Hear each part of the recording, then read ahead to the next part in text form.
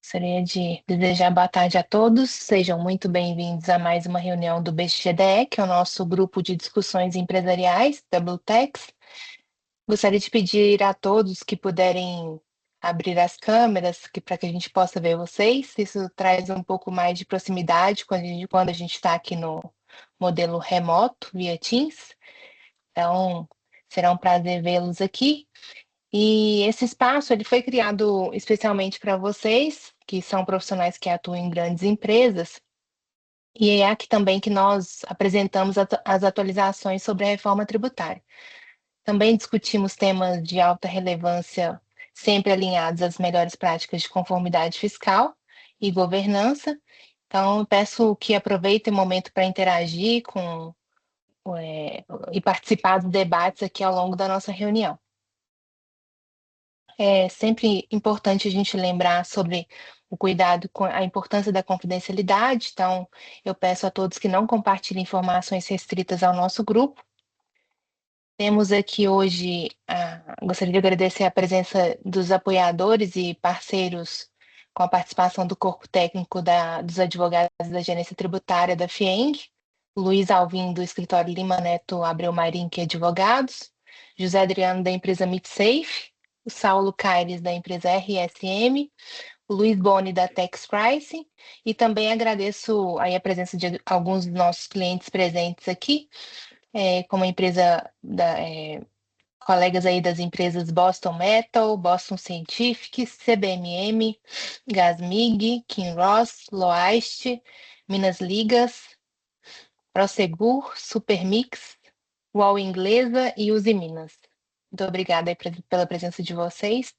Bom, lembramos que a Blutex é uma empresa de referência nacional em qualificação técnica e, e também benchmark entre empresas de grande porte. Então, temos um corpo técnico que é ativo nos grupos de trabalho pilotos do Fisco, como os SPEDs, né, Nota Fiscal Eletrônica, Nota Fiscal de Serviço Eletrônica Nacional, E-Social, Reforma Tributária e NFGAS, e por isso nós conseguimos garantir a curadoria e a relevância do conteúdo que trazemos aqui para vocês.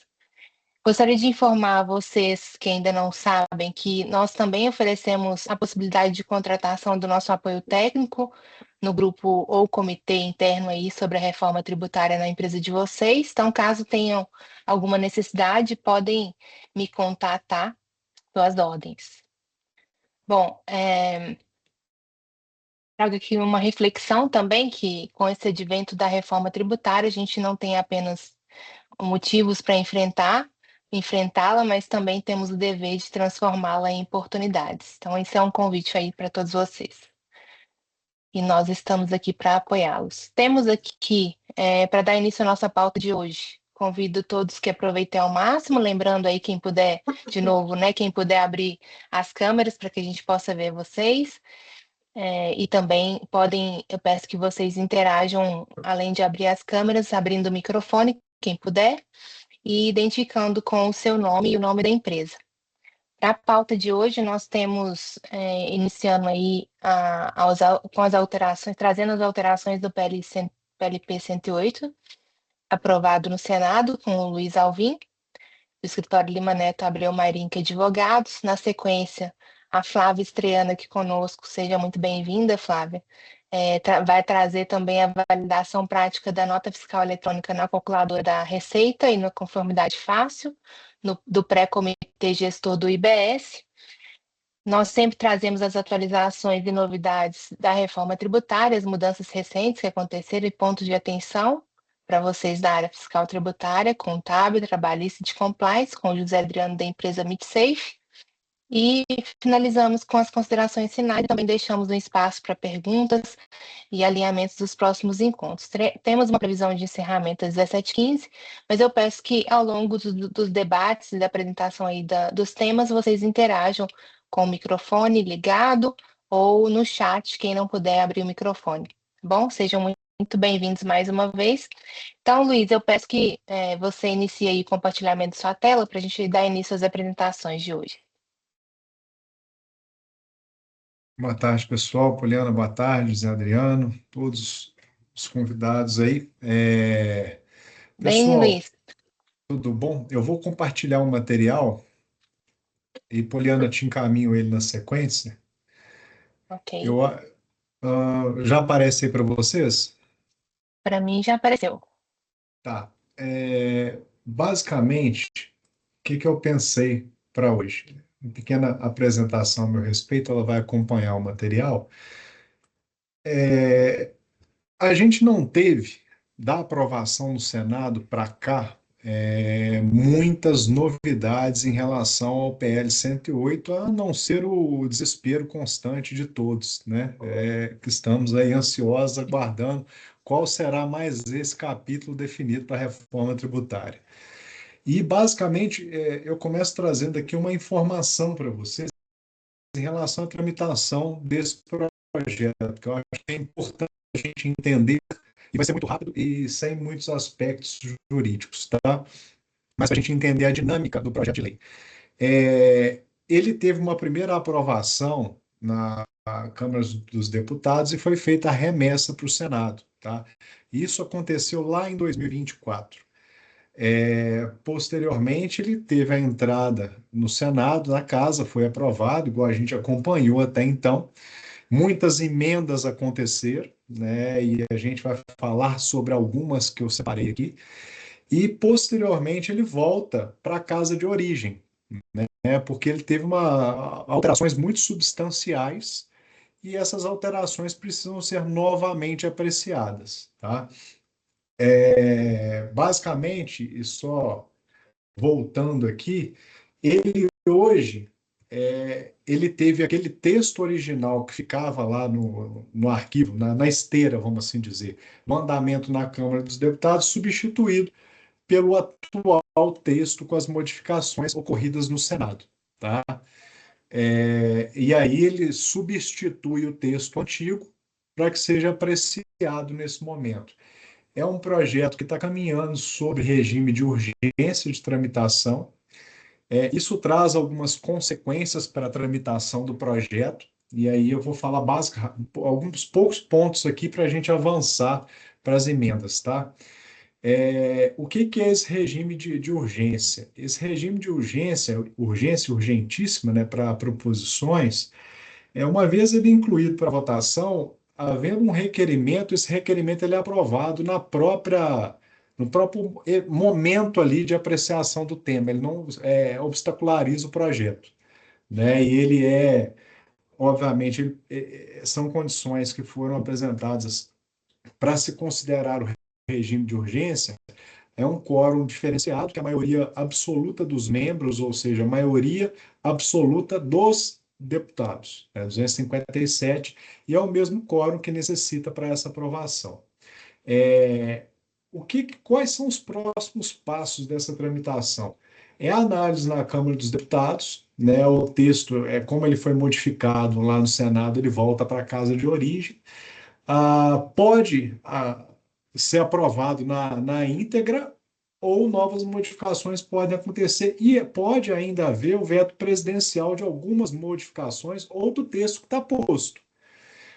Havendo o veto presidencial, a volta para uma análise das duas casas, onde esse veto ele pode ser derrubado e aí o texto é promulgado, né, é sancionado após essa derrubada de vetos, ou se não tiver veto, segue para a sanção presidencial, o presidente sanciona.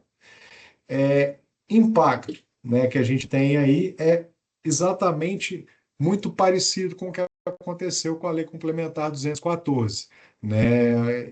Assim, esse PLP, esse projeto, como ele traz muitos aspectos relacionados à estrutura da reforma, de como as coisas vão acontecer, comitê gestor, etc. O que que a gente pode esperar disso? Uma série de regulamentações acessórias que virão depois para que esse texto ele ganhe operacionalidade. Então, a gente pode esperar aí que teremos muitas normativos a serem editados daqui adiante. O que que eu entendi, né, uma vez que modificações no andamento do projeto não aconteceram, eu voltei a alguns temas. Diga lá, José Adriano. Ô Luiz, só para aproveitar a sua deixa, né?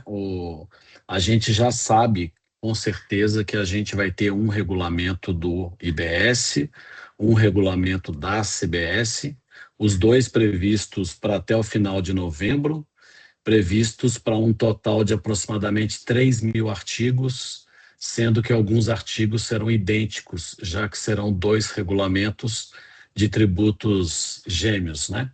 E para o ano que vem, uma lei ordinária do imposto seletivo. Isso é o que a gente já sabe do que você falou das regulamentações que virão aí a partir da alteração da lei complementar, além de, eventualmente, alguma nota técnica de algum documento fiscal tenha que ser ajustada em função de alguma coisa que venha na LC, na alteração da LC 214, beleza? Somado a isso, podem esperar muitas instruções normativas e portarias, tá? Ajuste CNF também, Isso, alterações exato. nas legislações atuais, isso aí, muito Mas legal, isso ponto mesmo. importantíssimo, Zé Adriano, que você trouxe para a gente é a questão de dois regulamentos separados, apesar de terem algumas parte de texto conexo, né? Vamos chamar de similar. Eu não esperava nada diferente disso, porque a gente está tratando de uma contribuição, que é a CBS, de competência federal, e estamos tratando de um imposto novo, que é o IBS, que está substituindo impostos que não são da competência da União.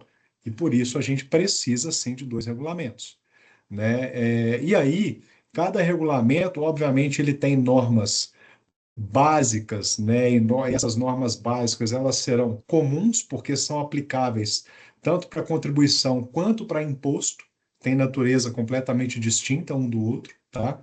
E aí obviamente por ter essa diferença, inclusive da competência de quem controla toda a sistematização do tributo, existirá ali diferença entre parte do texto de um e parte do texto de outro, que é aquele elemento específico relacionado àquele tipo de tributo.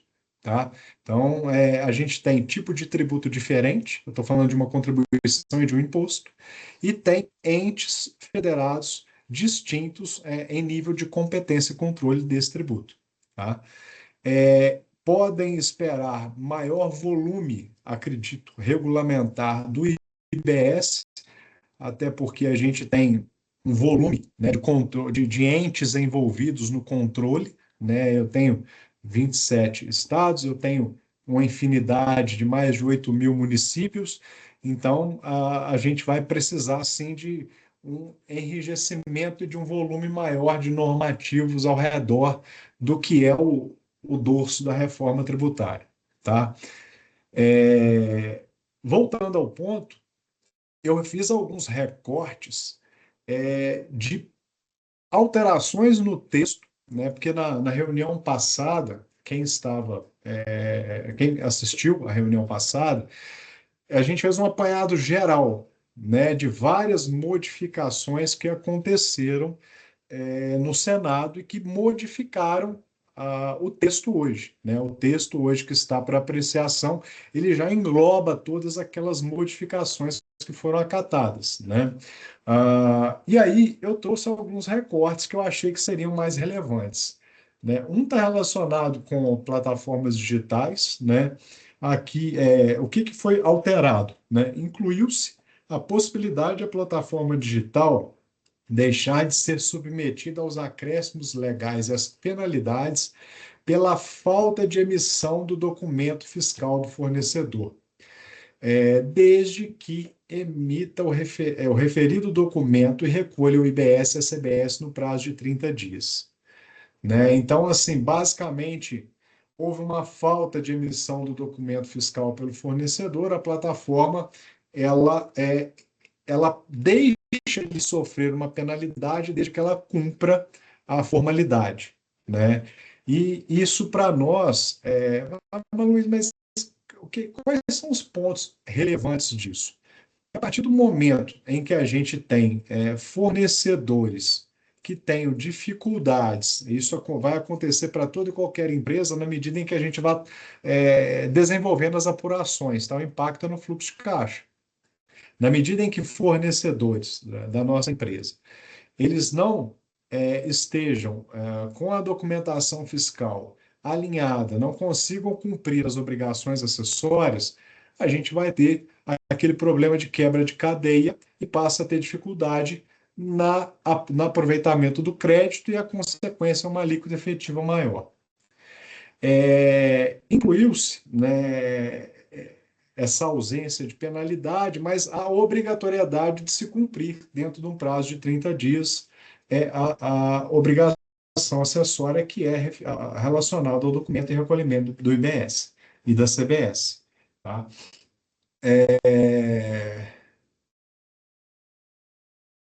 O próximo ponto ele está relacionado com a administração de programas de fidelização.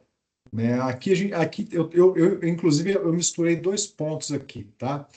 Que é a administração de programas de fidelização, que isso entrou como um elemento que ele está lá no artigo 82, para fins da lei complementar, consideram-se serviços financeiros. Ele foi incluído como serviço financeiro. E também foi incluído como serviço financeiro aquelas operações de proteção patrimonial mutualista. O que é essa proteção patrimonial mutualista? É quando junta aquele grupo, né, de pessoas organizadas e tem uma lei complementar que é a 213 que regulamenta isso, tá? Para que aquelas despesas, por exemplo, a gente vê muita associação que faz o custeamento do seguro, né? Associa um monte de gente e com as contribuições que são pagas ali, a quitação quando tem um sinistro com um ou outro ali, que é diferente da sistemática de seguro convencional. Né? Então, esse tipo, isso é só um exemplo, tá, pessoal? E aí, esse tipo de operação ela foi considerada ali como serviço financeiro. E, obviamente, isso tem repercussão na medida em que a gente tem normativos específicos para o serviço financeiro, eles passam a ter que seguir toda essa sistemática. Tá? Esse é um ponto específico importante. Outro ponto importante, obrigação acessória em caso de pagamento antecipado. Tá? E esse caso, o que foi incluído no texto? A previsão de que o regulamento deverá estabelecer hipótese em que o lançamento do débito tributário de pagamento antecipado, ocorridos em até 5 dias antes do fornecimento, poderá ser realizado no período de apuração da operação principal.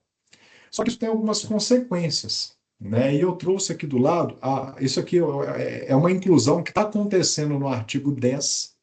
Está se incluindo esse parágrafo 7º, que traz exatamente o que eu li aqui, tá? Só que com um texto mais jurídico. E aí, a interferência está no parágrafo 4º, né? Porque o que acontece?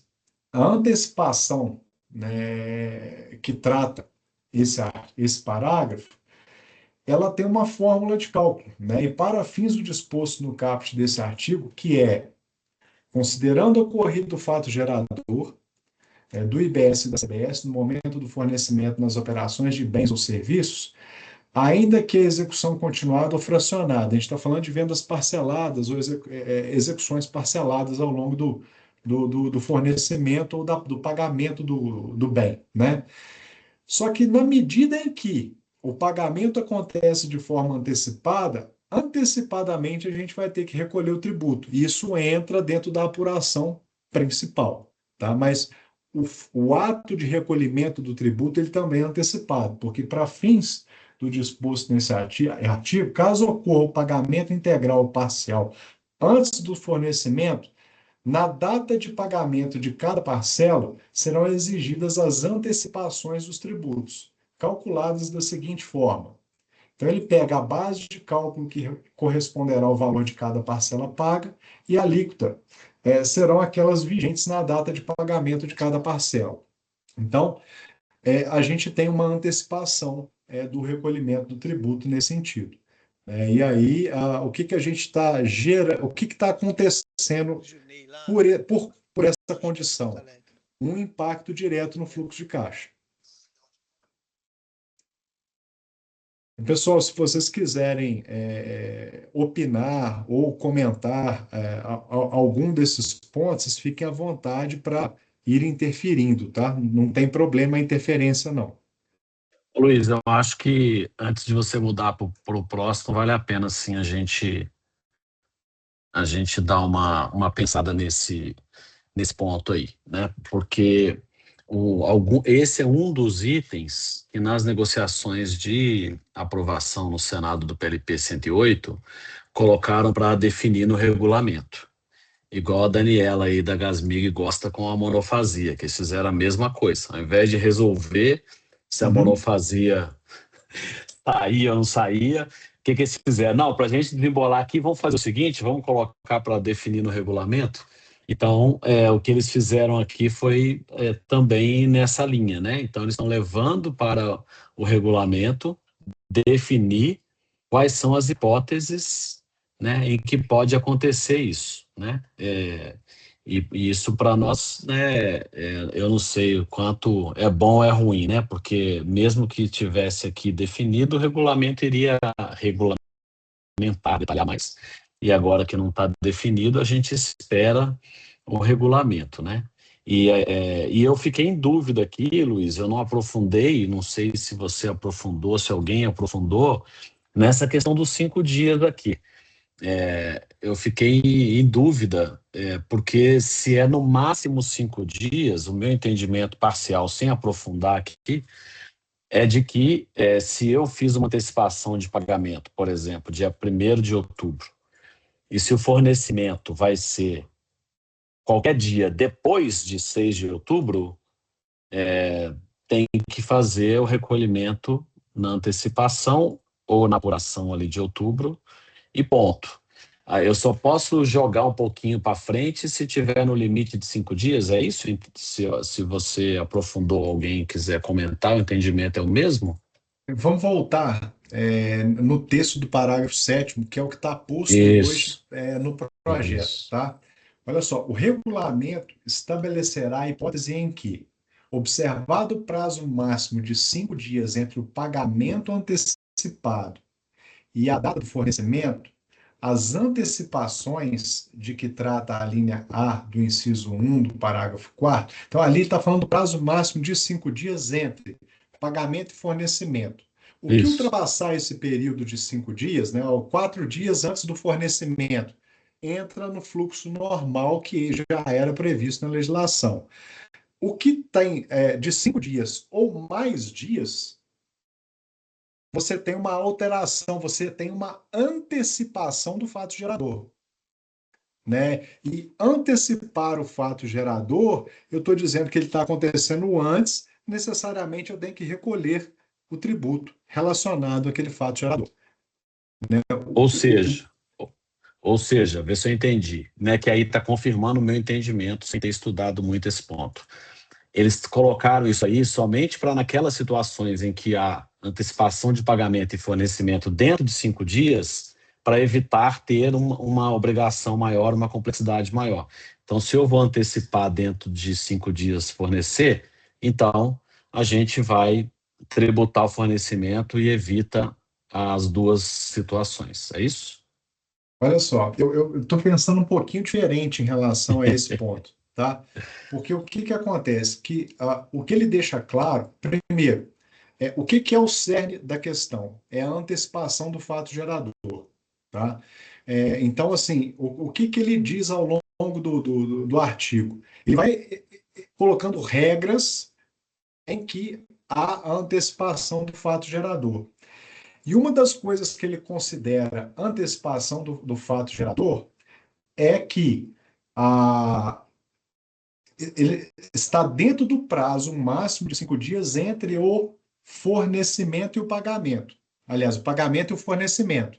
Porque o que acontece no quinto, no quarto, no terceiro, ele não considera como antecipação.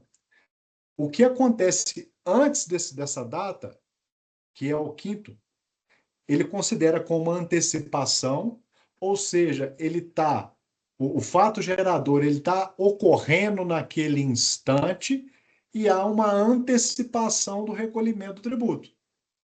né? Então, tudo que acontece 6 dias antes, 7 dias antes, 8 dias antes e por aí vai, tudo que é antecipado segue especificamente essa regra. É, assim, eu vou falar operacionalmente como eu estou vendo.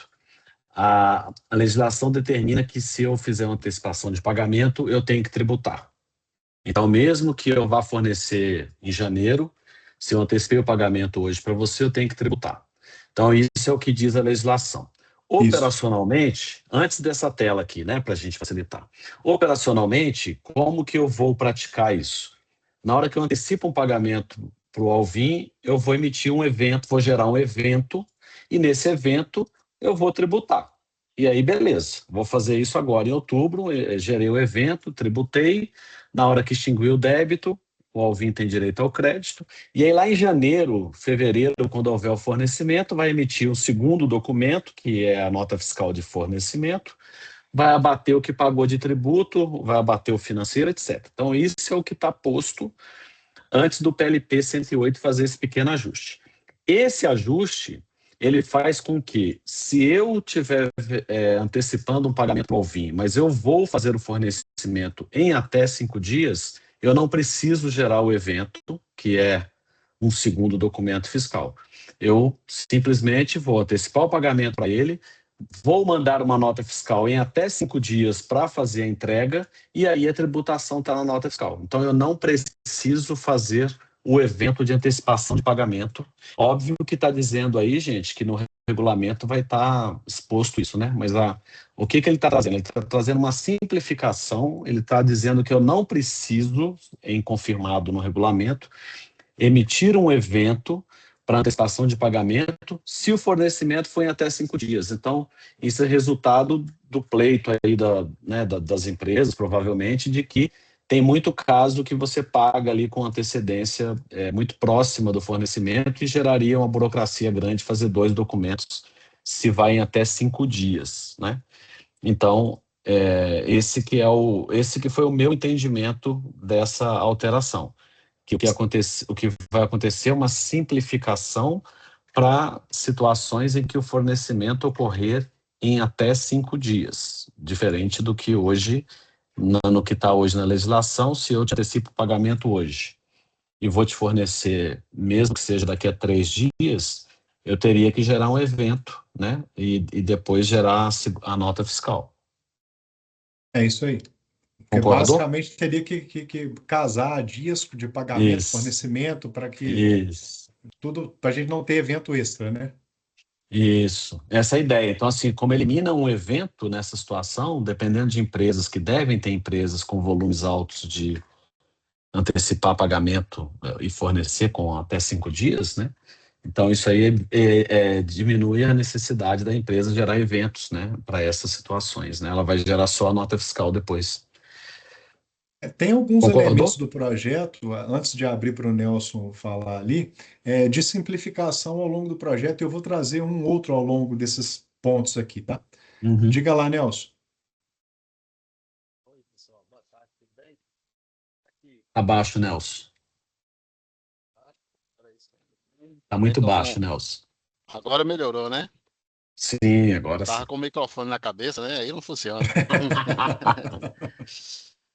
Deixa eu dizer que vocês estão falando aí, eu estou pensando, isso para mim era um ponto até de muita preocupação. Deve ocorrer com muita empresa, né? Do tipo assim, é, a gente tem um cliente novo que não tem crédito no mercado, e aí você pede ele para pagar, fazer o pagamento para depois ele retirar a mercadoria. É, Isso às vezes ocorre no mesmo dia. O cara já isso aí. deposita e às vezes o caminhão está até na porta, né?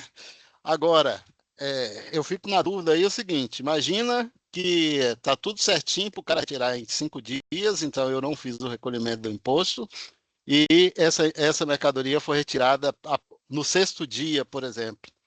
Vou ter que pagar multa e juros?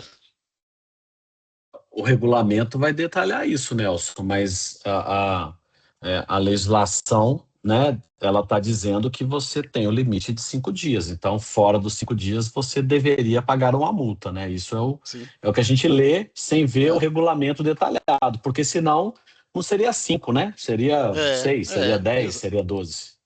Exatamente. Então, esse é um ponto E de assim, atenção. não deixe de esperar pela penalidade, né? Porque serão muitas penalizações pelo não cumprimento das obrigações, inclusive dos eventos, né? Daniela? Aí, pegando o racional que o Nelson construiu, se chega no quinto dia e não foi regularizado, né? É, poderia ser a hipótese de fazer o evento do pagamento antecipado e do recolhimento dos impostos, talvez sem incorrer no sexto dia para emissão da nota ou alguma coisa nesse sentido, porque aí continua configurando o pagamento antecipado, né? Talvez uma É, solução, não sei se mas o na que que é importante prática. aqui? Mas o que que é importante, Daniela? Primeiro é a obrigação acessória. Então, o que que vocês têm que cumprir em até 5 dias? É a obrigação acessória, que nesse caso é A um emissão evento para antecipação do pagamento, que é uma nota fiscal com uma finalidade diferente, e uma nota fiscal por fornecimento. Então, pegando o exemplo aí do Nelson, deu o quinto dia, o que que o Nelson tem que fazer? Gerar um evento de antecipação de pagamento, porque provavelmente o pagamento do tributo vai ser lá no dia 20 se não tiver split payment para a gente simplificar a conversa. Então não vai fazer muita diferença. Então vocês vão ter que ter esse controle, vai facilitar a vida, igual no exemplo do Nelson, que tem essa situação, e ele vai ter um controle lá. Bateu o quarto dia, o quinto dia, não emitiu a nota, gera o evento e cumpre a obrigação, e aí nenhuma penalidade. E De aí novo, a gente fica está sem a falando em penalidade, cima. isso. Isso, de novo, a gente está falando sem ter o regulamento com a operacionalização do que está escrito aqui, né? Mas é assim É, que eu vejo, tá? Porque não é o pagamento do tributo, é a obrigação de gerar, De né, o comunicar. documento. Isso, de gerar o documento, isso aí. Enquanto um o ponto. Luiz foi. Eu acho que é o ponto que você vai mencionar, Daniela. Me fala se for outra coisa. Eu vou até colocar um exemplo um pouco mais simplificado, que é o seguinte: a gente está fazendo uma operação comercial hoje, né, em que o fornecimento vai acontecer daqui a 6 meses. Tá vendo? A distância entre o hoje e o sexto mês, que é a data do fornecimento. E no mês que vem, né, no mês Uhum. seguinte a essa combinação nossa, você faz um acordo comigo e antecipa o pagamento. Ah, estou com dinheiro, vou fazer a antecipação do pagamento do fornecimento que eu vou receber daqui a 5 meses. Eu entendo que dentro dessa apuração desse mês, que você recebeu o recurso, você tem que gerar o evento, tem que apurar o tributo, porque você está antecipando o fato gerador. Então, quando essa antecipação acontece 4 dias antes do fornecimento, isso não é necessário, porque já está dentro do período ali possível. Pode ter quebra de mês, mas você não tem que entrar nessa regra específica. Você pode acompanhar a apuração da data do fornecimento. Por exemplo, vamos pegar janeiro, tá? Janeiro é a data em que você faz a antecipação do pagamento para uma entrega que eu teria que fazer em fevereiro, dia 15 de fevereiro. Você está antecipando em janeiro. Como tem mais de 5 dias, eu vou ter que fazer esse evento em janeiro. Mas se o meu fornecimento ele acontecer dia 1º de fevereiro, eu entro na regra de apuração de fevereiro, porque tem menos de 5 dias. Isso, exatamente. Tem Entendeu? isso aí pode virar um. Aí, assim, de novo, né? Sem split, gente, para simplificar, né? Isso pode virar um benefício. Tendo o split, na hora do pagamento vai ser, né, direcionado o tributo. Não tem É, muito o que por- fazer, né? Não faz muita porque, diferença. O que eu tinha basicamente, pensado, o que eu tinha diga, Daniel. pensado em relação a essa antecipação, que eu acho que a gente tem que lembrar que não só as grandes empresas vão ter que cumprir, né? E também Uhum. as pequenas, e pela Sim. proximidade do aniversário da minha filha, eu encomendei salgadinhos e aí eles pedem uma antecipação de pagamento ali de 50%. Você faz o pagamento e em 5 dias você vai retirar a mercadoria. Então, esse tipo de indústria, empresa, enfim, vai emitir somente a nota fiscal do fornecimento. Então, assim, simplifica a vida também de quem não tem uma estrutura robusta como a nossa, que vai conseguir fazer esses monitoramentos. Então, aplica de maneira geral para o mercado Correto. nesses pagamentos antecipados de fornecimentos que vão acontecer num curto espaço de tempo. Eu pensei mais nisso, sabe, Luiz, não foi tanto, é mais uma simplificação mesmo para a Aham. operacionalização de atividades que, pela natureza do seu negócio, né, já prevêem esse pagamento antecipado com o fornecimento Uhum. subsequente. É uma E esse é um, simplificação mesmo da é, operação. E esse é um bom exemplo, porque se tiver um contador ali fazendo um bom trabalho para essa empresa, né, por exemplo, ele vai alertar a empresa de que a partir de tal data ela faça isso sempre com 5 dias no máximo de prazo, não faça com 6, com 8, porque dá diferença de emitir documento fiscal, por exemplo. Então veja um tipo de impacto que vem, né, É, que assim, impacta para o Nelson e impacta para as empresas menores, né? especificamente para as empresas menores, a gente vai ter uma outra simplificação, eu vou falar dela um pouquinho mais adiante, que é quando não gera crédito para o adquirente, né? Que inclusive ela vai poder emitir um documento fiscal único por mês, né? Basicamente retratando todas as operações daquele mês ali, né? Mas quando você já não tem uma cadeia de crédito, né? Então, tem essa simplificação que para atender as menores, mas no caso dessas operações que aconteceriam com mais frequência para empresas maiores, que vendem a prazo, e etc., o que que ele tenta fazer? Ele tenta trazer a obrigação acessória para a data da antecipação do fato gerador, porque se eu antecipei o fato gerador e que tem que ser tributado, eu preciso trazer uma obrigação acessória aqui, porque senão o sistema não vai conseguir encontrar todas essas informações e fechar a apuração. Né? Então, uma vez que eu estou antecipando o fato gerador, eu preciso antecipar uma obrigação acessória e preciso antecipar o recolhimento do tributo, porque aí eu fecho aquele pedaço da operação ali. Basicamente, a ideia é essa, pelo menos na minha visão. Obviamente, que, como bem ponderou o Zé Adriano, esse detalhamento da regra, primeiro ponto, nós estamos falando de um projeto de lei, a gente não sabe se ele vai ser aprovado com o texto dessa forma. Sendo aprovado com o texto dessa forma, o regulamento ele vai detalhar muito mais e de forma mais específica esses pontos. Algum ponto mais em relação a esse tópico, pessoal? Ou podemos ir para frente? Vamos Temos. adiante. Vamos adiante, então. Multas em caso de lançamento de ofício. Né? Aqui, a gente tem uma série de situações em que a gente. É um ponto, né, José Adriano, que a gente também definiu que trataremos ele mais adiante, né? Que são penalidades, né, que a gente vai ter que se atentar, que estão previstas nessa legislação e que a gente vai ter que se atentar para não sofrê-las, né? Nós vamos tratar de um ponto específico em algumas das reuniões adiante. Pode ser que tenhamos novidades em relação ao PL para a próxima reunião e temos que se ater a elas, ou vamos começar já a tratar dessas penalizações. O Foi que, incluído.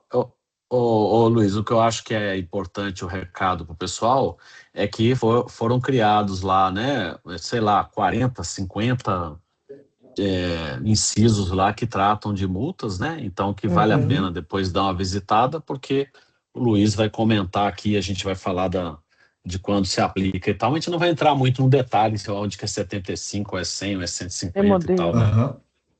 Isso. E aí, especificamente sobre esse caso das multas em caso de lançamento de ofício, foi incluída uma previsão de que a multa será de 50% do valor do tributo não pago ao invés de 75%. Mas a gente tem outras penalizações ao longo do projeto e que são penalizações com percentual mais vamos dizer, mais pesado, né? Eu trouxe um exemplo delas aqui, que é o artigo 341-F do projeto, né? Ele traz a aplicação de uma multa de 75% nos casos de lançamento de ofício sobre o valor do tributo não declarado ou declarado a menor e não pago ou não recolhido, no todo ou em parte. Né? Porque todo o empate ele vai fatiando, né? Colocando ali as hipóteses. Eu declarei menor, ou seja, eu não declarei um pedaço, sobre esse pedaço, a aplicação dos 75%, e essa penalidade ela vai aumentando. Nos casos de fraude, sonegação, simulação, conluio, e o projeto ele descreve o que é uma coisa ou outra. Mas só que o projeto ele descreve o conceito, por exemplo, de sonegação, o conceito de fraude.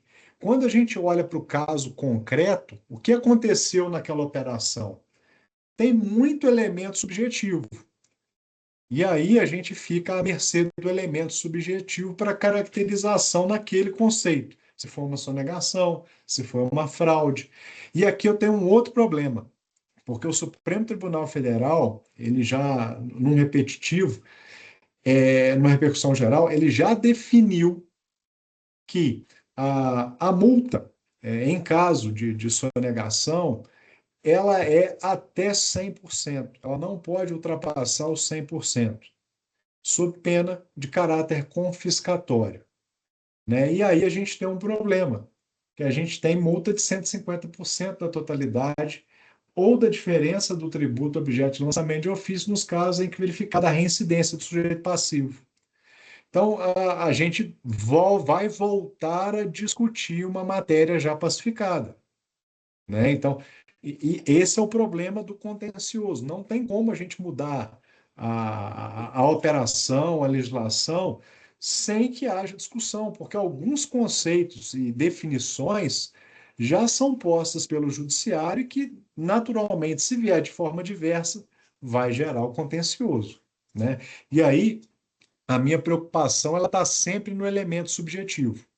Porque o elemento subjetivo depende da interpretação da fiscalização em relação ao que aconteceu.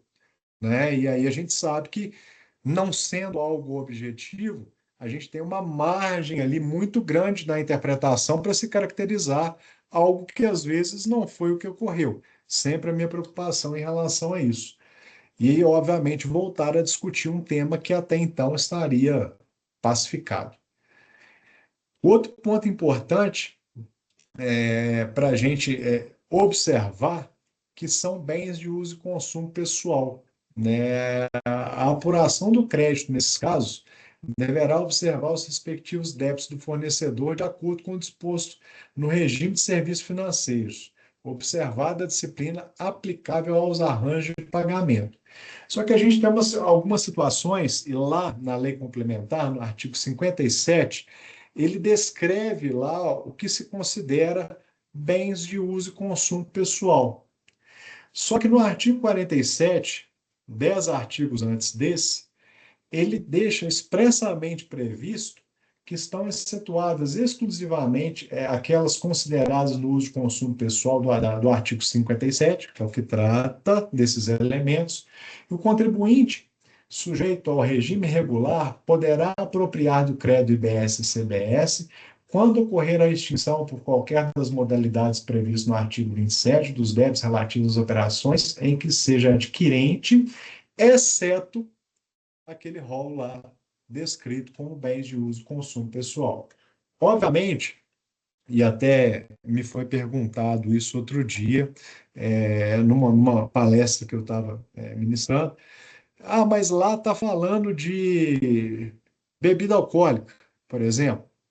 Não, o que não se pode acontecer, e pasmem, eu já fiz uma defesa de um auto de infração tempo atrás, óbvio que ele tinha infinitos elementos para serem combatidos, mas no bojo do auto lá tinha inclusive a tomada de crédito de PIS/COFINS de garrafa de uísque que foi fornecida para uma festa de fim de ano da empresa. Óbvio que isso não pode acontecer e isso não gera crédito PIS/COFINS. E ele deixa claro lá que esses elementos de uso e consumo pessoal eles não vão gerar crédito, né? Obviamente que quando a gente tem atividade contígua, ele é objeto daquela atividade, a gente tem que separar uma coisa da outra, tá? Emissão de documentos fiscais consolidados. Daniela, esse é o ponto que eu estava me referindo. Ele está acrescentando o parágrafo 7º e 8º no artigo 60. E o que fala lá? O sujeito passivo do IBS-CBS, ao realizar operações com bens ou serviços, inclusive exportação e importação, deverá emitir o documento fiscal eletrônico. Aí ele coloca uma regra de simplificação. Para fins de simplificação, o ato conjunto de que trata o parágrafo 3º deste artigo deverá permitir a emissão de documentos fiscais consolidados. Aí vem o parágrafo 8º. Deverá ser permitida, na forma do parágrafo 7º deste artigo, a emissão pelo fornecedor de um único documento fiscal consolidado por município relativo ao conjunto das operações que não gerem crédito ao adquirente. Por que essa especificação daqueles elementos que não geram crédito ao adquirente? Porque senão ele gera um problema para a apuração, né? Se a gente quer uma apuração mais rápida, mais célere, a tempo e modo das operações, se eu vou esperar o meu fornecedor gerar uma nota única para todas as operações dele do mês, primeiro, eu vou ter que ter outros documentos que mostrem para a Receita, por exemplo, que a minha operação estava no meio daquelas lá que ele emitiu a nota fiscal, e eu vou ter ainda que esperar a emissão consolidada lá no final, para que eu aproveite o crédito aqui e a coisa não acontece a tempo e modo. E aí a gente tem um problema no split, consequentemente, né? E aí, obviamente, que ele travou aqui, olha, né, se é uma operação que não gera crédito ao adquirente, o fornecedor pode fazer isso. E isso é muito importante, porque existem operações para consumidor final, por exemplo, né, que são milhões de operações. Imagina a Uber, são milhões de operações ao longo do dia. E ela vai gerar uma nota fiscal. Belo Horizonte, por exemplo, tem um regime especial para isso, que trata exclusivamente dessa consolidação. Em vez de você emitir nota por evento, por ocorrência, você faz uma nota fiscal única em relação àquela receita do mês, obviamente seguindo alguns critérios. Tá? Eu fiz há poucos dias atrás uma legislação, está sob análise ainda, para um regime especial, para um município específico, para o segmento de educação. E lá eu coloquei uma regra dessa de simplificação, da emissão de um documento único, só que ali exige uma série de passo a passo, né, que eles vão precisar observar para que eles possam fazer dessa forma. E o importante, Luiz, é que do jeito que está hoje a legislação, ela determina que o Uber ou Netflix emita uma nota fiscal para cada situação, para cada usuário consumidor final. Então, essa alteração ela vem permitir que seja consolidado, desde que seja consumidor final por município. Então, por exemplo, se a Gasmig tem uma assinatura do Netflix, o Netflix vai ter que emitir uma nota fiscal para a Gasmig. A Gasmig não vai fazer parte, todas as pessoas jurídicas, né? Os CNPJs não vão fazer parte daquela nota consolidada de Belo Horizonte. Então, isso é o que foi definido no parágrafo 8º. E o parágrafo 7º, ele abre um precedente para qualquer situação, como o exemplo que o Alvin trouxe, para qualquer situação que algum segmento ou empresa consiga negociar ou discutir aí com o fisco, porque é ato conjunto, ou seja, o pré-comitê e a Receita Federal, o pré-comitê, na verdade, o comitê gestor, né, na frente, e a Receita Federal podem autorizar. Então, por exemplo, as notas fiscais consolidadas de situações aí, seja que já existem no modelo de hoje, ou que venham a existir, desde que elas não gerem esses impactos aí que foram comentados, seja na definição, direcionamento do IBS para o município, seja na geração do crédito para o adquirente, né? Essas são as bases que não podem ser impactadas, né? E, pessoal, é muito importante, só acrescentando, Zé Adriano, que geralmente o regulamento, quando ele vai tratar desse elemento específico, ele coloca muitas condições ali que deverão ser cumpridas para que isso seja feito. Tá? Porque, apesar da emissão da nota única, o ente público ele tem que receber a informação de quem está fazendo a aquisição daquele bem ou serviço. E um outro ponto muito importante que normalmente isso acontece. Imagina operações em que a gente tenha que emitir muitas notas ao longo de um dia, né? E aí eu não estou falando só, por exemplo, do Uber. Imagina a venda de chip de celular. Quantos chips de celular a operadora não vende num dia? Eu ter que emitir nota fiscal chip a chip, tem regime especial para isso. E o que acontece? Quando se quebra o cumprimento da obrigação acessória, imagine o seguinte, o ponto que o Zé Adriano trouxe. A Netflix ela não está desobrigada de fazer nota por pessoa, não está. Ela não tá, ela ainda não tem a possibilidade de fazer a nota consolidada. Todo evento que ela deixar de cumprir é uma penalidade. Então, você imagina, ela tinha que emitir no dia 5 para 100 mil pessoas. Vamos imaginar que eu tenho uma hipótese do valor lá de 5 mil reais de penalidade, hipótese, tá, gente? Para cada evento não cumprido. Multiplica isso por 100 mil pessoas.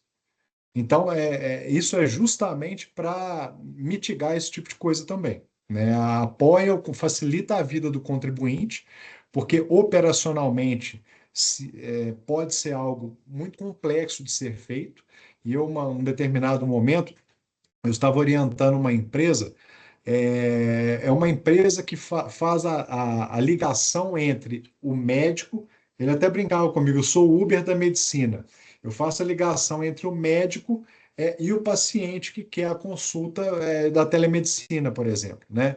Então, ele conectava as duas pontas. Imagina o volume de documento fiscal que ele teria que emitir ali ao longo do dia. Tanto que nós mudamos a escolha do município sede para um município que tem esse tipo de regime especial. Tá? Belo Horizonte é um que tem. Fecho aqui as apresentações de hoje, extrapolando um pouquinho o tempo que me foi concedido, me desculpem por isso, mas existindo alguma dúvida aí ou consideração, fico à disposição de vocês. Excelente, Luiz. Muito obrigada aí mais uma vez pela contribuição aqui para o nosso grupo. Sempre um prazer. Bom, pessoal, Valeu, vamos Luiz. dando sequência aí. Lembrando que eu postei uma mensagem aí no chat. Quem tiver interesse depois de consultar os treinamentos que nós temos já a agenda disponível para novembro de treinamentos, também mandei por e-mail. Fiquem à vontade para avaliar e retornar aí nos interesses de inscrições para mim. Bom, vamos dando sequência aqui. Estamos ansiosos aí, Flávia, com a sua estreia. Seja muito bem-vinda mais uma vez. Vamos falar aqui sobre a validação prática da nota fiscal eletrônica e a calculadora da Receita Federal no conformidade fácil do pré-comitê gestor do IBS. Seja muito bem-vinda, Flávia. Se você puder compartilhar sua tela aí, eu vou compartilhar. será melhor. Beleza. Pessoal, primeiramente, boa tarde. Como a Poliana disse, eu sou a Flávia. Eu estou trabalhando aqui no Grupo MidSafe tem 2 meses, tem pouquinho tempo, então a maioria das pessoas talvez não me conheça, mas já estou aqui no grupo e algumas pessoas já estou tendo interação, então fico à disposição caso vocês precisarem me acionar para alguma coisa. Vou compartilhar a tela aqui. Vocês já estão visualizando? Sim. Sim. Sim. Hoje a gente vai falar um pouquinho sobre a calculadora e o validador. Por que a gente resolveu trazer esse tema hoje para falar? A gente, há uns 15 dias atrás, a gente teve a reunião, participou da reunião do ENCAT com as empresas, e alguns questionamentos que as empresas levaram, algumas dúvidas que apareceram, o fisco retornou o seguinte, que nós tínhamos que usar como base as ferramentas que já estão disponíveis, né? Que no caso é a calculadora e um validador do conformidade fácil. Por quê? A gente está tendo um movimento de várias pessoas soltando informações, coisas nem sempre que são validadas, que são verdade, e isso gera muita dúvida.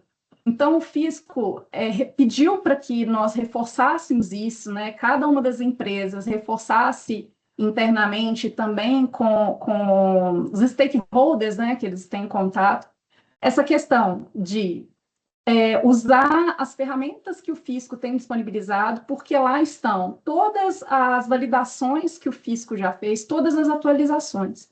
Então, nos testes que a gente tem feito, a gente tem que buscar olhar como base essas ferramentas.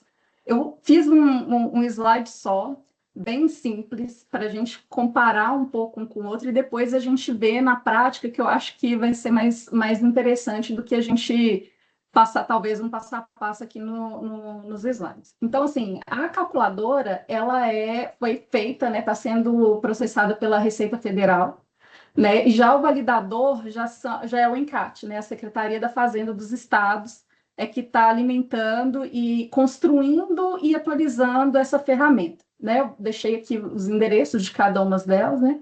Qual que é o foco da calculadora? O foco da calculadora, o principal dele é a simulação do IBS e da CBS, né? Então, eu consigo simular ali dentro, junto com o Seclestrib, as MCMs, toda a tributação que vai ter do IBS e da CBS para esse determinado processo que eu vou estar fazendo.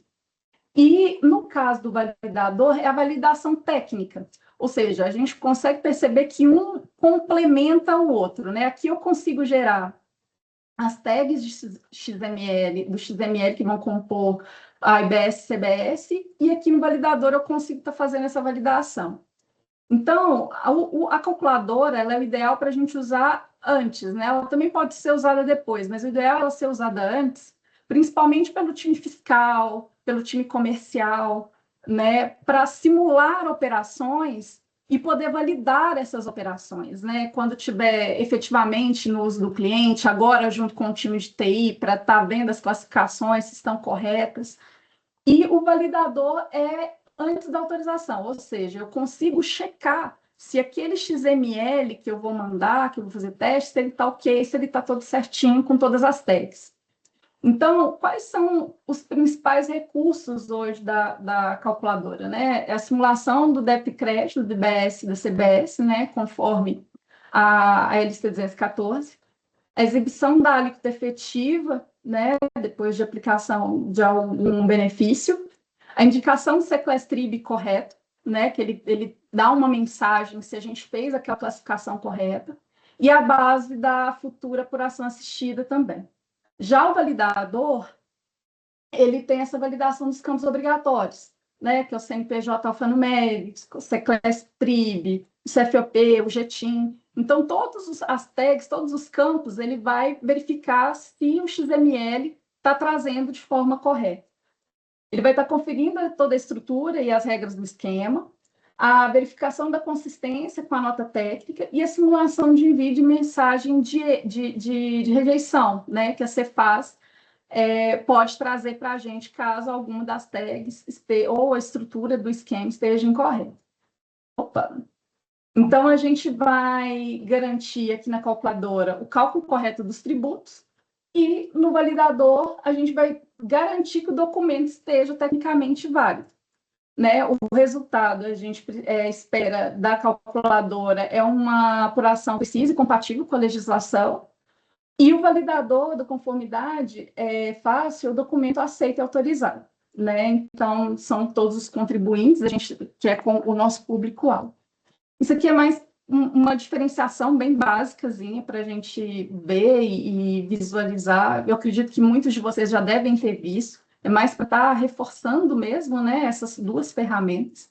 Então, eu vou